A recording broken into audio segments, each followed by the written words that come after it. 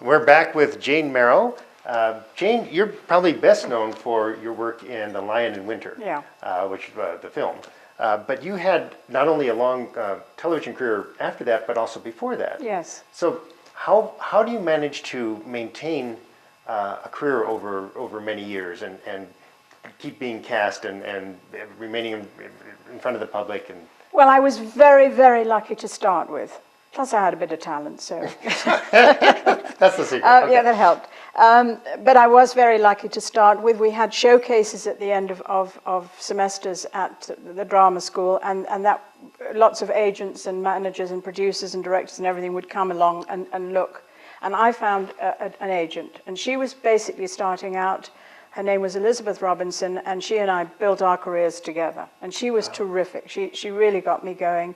And once the ball had started rolling, the momentum had going, especially when you're young. You know, you're young, you've got the youth. Youth is really important in this industry. It gets more and more difficult the older you get, and every actor and actress in the business will tell you that. But youth, when you've got youth on your side, and some talent, and some luck, and a good person, you're going to make it. And I did make it. And I made it quite quickly, and I went on to do some extraordinary work, wonderful, wonderful parts in wonderful writing. I mean, the writers we had in those days on the BBC, on independent television, really amazing. And one of the things I'm very proud of is I did a version of 1984, the George Orwell film. And I was proud of that. And there's so much other work which I can tell you about, which you wouldn't know, but I'm also very proud of that. Largely because we had the writers there. Mm-hmm. The writers were extraordinary. And then I arrived at a moment where I did a play, and apparently Peter O'Toole came to see it because he'd been asked to do the film of the play, and he saw me in it, and I was invited to do a screen test for The Lion in Winter. Oh, because of him seeing you on stage. Yeah. He says he didn't see it, but I think he did.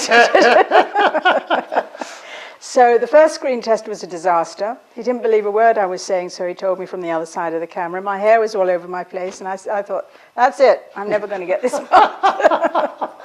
I was invited back for a second test, and that worked. And at the end of it, he said, you've got it. And I said, you're not lying to me, are you?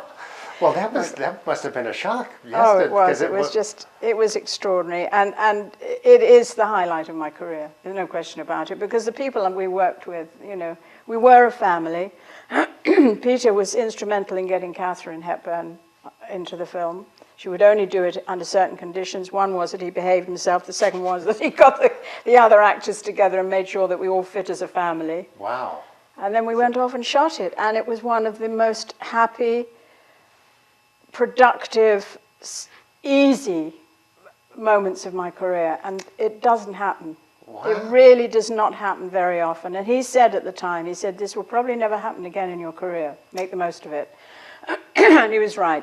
Those situations are unique. And it was a wonderful, wonderful experience, and I'll never forget it. And I'd done another film before that I was very proud of, and it was called The System.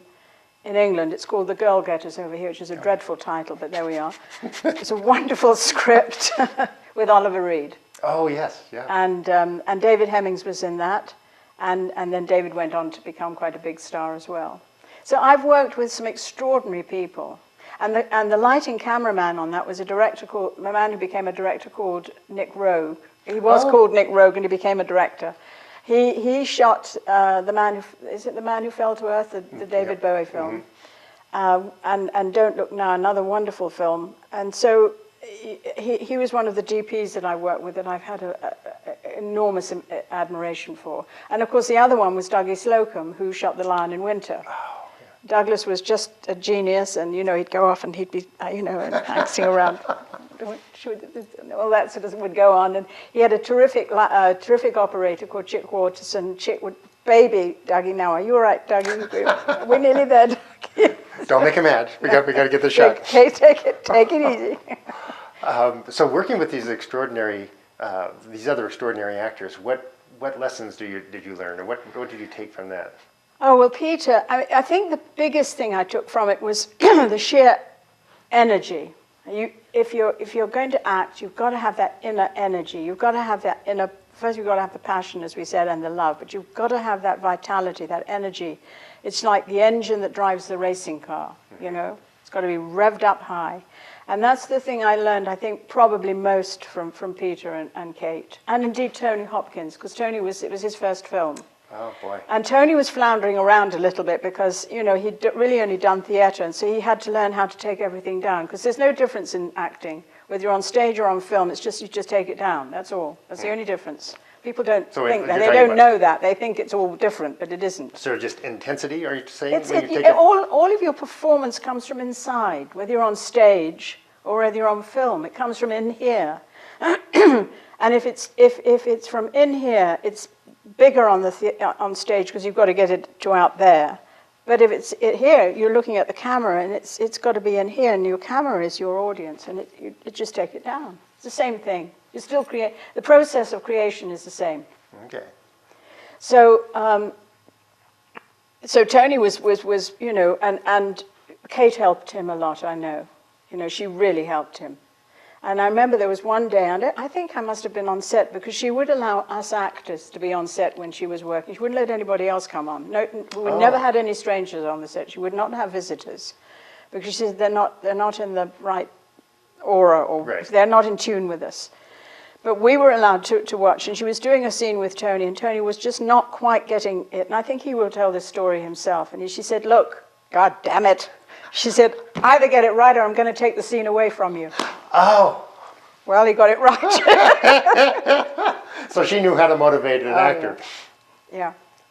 And the same with Peter. I mean, he was like, you know, he was 35, Tony was 30, so there were 5 years difference. But he was like a father to us, because that's what he was playing in the film, our father. And no, it was amazing. That's very unusual to have such a supportive environment between all the cast members. Because, Lance, good people only make you better. People say, "Oh, weren't you intimidated? Wouldn't you want to work with people?" Always work with the best. Always work with the best, because they're only ever going to make you look better. They raise your game? Absolutely. And you raise your own game to keep up with them. Now, your television career was, you were on both sides of the Atlantic and worked regularly. Was there a big difference working? Well, yes, I have to say, when I came to Los Angeles, and I came with a very big calling card, which was The Lion in Winter, and I was with the William Morris Agency, and bless their hearts, they tried to get me into all sorts of films, but as I bumped into Steve Forrest, the actor, one day, and he said, "What the heck are you doing here? There's not many parts for Lady Macbeth out here." I said, "Well, I'm married, so I have to be here." But no, I mean, Hollywood was interesting, and I enjoyed it, and I worked with some lovely people again. I named Bill Bixby, who I adored. Tom Selleck was great. Leonard Nimoy, adored him too. But the work was much more pedestrian. I mean, we were doing episodic television. It was a bit of a chore. The sets were largely pre-lit, so there was for timing, for time, because and the crews, long hours, so they were tired. A lot of them were tired, and frankly a bit jaded. Mm-hmm. So there wasn't quite the connection that one got when I started my work. So I was spoiled, and I missed that. But I still enjoyed working. I mean, I don't care. I'll work anywhere. I'm an actor. Anyone want to hire me? Here I am. What does acting teach you about yourself, or what does it reveal about? I know I like to show off. That must be the biggest part of it. I don't know. I mean, I think, people say actors are weird, and some of us are weird. But on the other hand, I think also of the ones I've worked with, the people, when they really are into the work and so on, are some of the most interesting people, because we question all the time. We're always looking and studying other people and questioning and analyzing, why is this person like that? Why do they do that? Why do they say that? Because we're going to use that material when we're going to do a part. So I think I find actors, a lot of actors, good actors particularly, very much human beings, very much of human beings. They haven't got a lot of the barriers up. So do you think actors are, they study people, do they have an insight into human behavior and motivation? I think to a certain extent, yes. I think you have to.